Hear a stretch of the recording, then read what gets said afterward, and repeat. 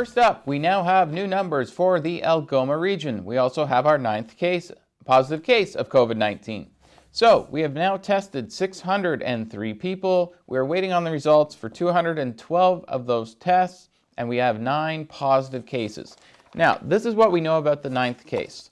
First off, the family health team in Elliott Lake let the public know that they now have a 3rd case of COVID-19 in Elliott Lake. Elliott Lake is the only place that's actually warning their residents if there is someone with COVID-19 in the community.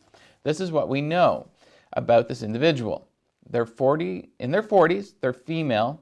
They were on that flight from London, UK that we mentioned before with another case, and they have close contact with that individual as well. And they are presently self-isolating. So if you were on Air Canada flight AC 869, you are to contact the local public health unit, or the flight from Toronto to Sudbury, which is AC 8611. So both those flights are in Canada. So if you were on the London, UK to Toronto, it's AC 869. If you're on the one from Toronto to Sudbury, it's AC 8611. Now, we are a border town, and unfortunately, on the other side of the border is Michigan, who has more positive cases of COVID-19 than all of Canada does. They also have triple the deaths from COVID-19 than all of Canada does. This has prompted the local hospitals on the Canadian side to institute measures to protect their staff and patients.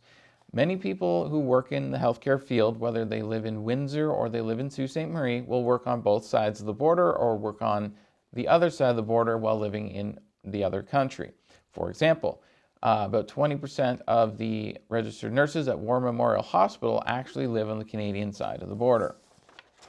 So what they have done is both Sault Area Hospital and War Memorial have said, okay, you have to pick which hospital you want to work for. You can't work for both. This affects about 15 staff members at Sault Area Hospital, and it affects about 30 registered nurses at War Memorial. Going forward, those individuals have either chosen to work in Canada or chosen to work in the States, but they will not be working in both hospitals. And then going forward, that will be the policy until we are past COVID-19 and some of the health restrictions will be lifted. Now, what else is also changing during COVID-19 is how our food is made. Now, some groceries and household products, their demand is up 400%. 400%. I'm guessing toilet paper is one of the ones with the 400% increase. So are things like hand soap, hand sanitizer. People are buying bread off the shelf as soon as it comes in and throwing it in their freezers. Same with meat. I mean, I still go to the grocery store and I'll see stuff that's just completely sold out. So what the manufacturers have done, and this is kind of smart, is that they are just producing their most basic items, and they're able to do that in a greater quantity than if they were kept changing their production lines from one product to another. So for example, in Ontario, there's a company called Ital Pasta. Normally they make 63 different types of pasta. I didn't even know there were 63 types of pasta, but apparently there is.